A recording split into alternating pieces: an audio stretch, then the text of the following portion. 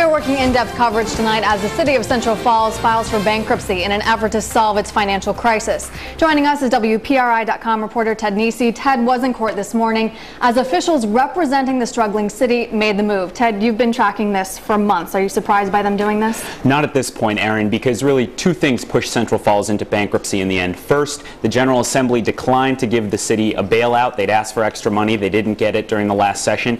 And then the retirees refused last month, just last week actually, to agree to deep cuts in their pension benefits, and so they were really out of options. So who is in charge of Central Falls right now? It's still the receiver.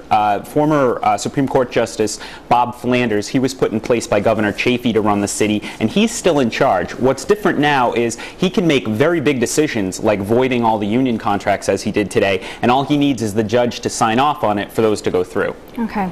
So let's say that I live in Central Falls, I don't work for the city, I'm not in a union. How is this going to affect me?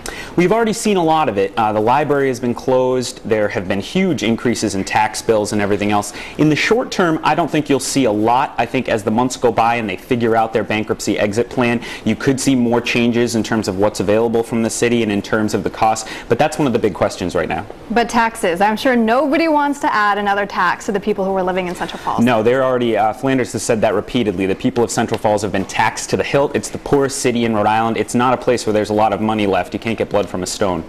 So what is the immediate effect then of doing this? The immediate effects we're seeing today are big cuts in pensions. If you are getting a pension in Central Falls, that could be cut by as much as half in your next check later this month. Also changes to health insurance, and they're going to start to talk to workers about possible pay cuts. Okay, last question. Do you see them getting out of this, and if so, when or how? Well, the big fear is something like Vallejo, California. That's a city that's been in bankruptcy since 2008. Flanders says he doesn't think that's going to happen here because he's going to go to bankruptcy court with a plan to get out, and he says he hopes they'll be out of bankruptcy within 6 months. We'll see if that's optimistic, but that's what they're hoping. All right, Ted, and I'm sure you have more on your blog. We can check that out online, right? That's right. Okay, Ted, thank you very much.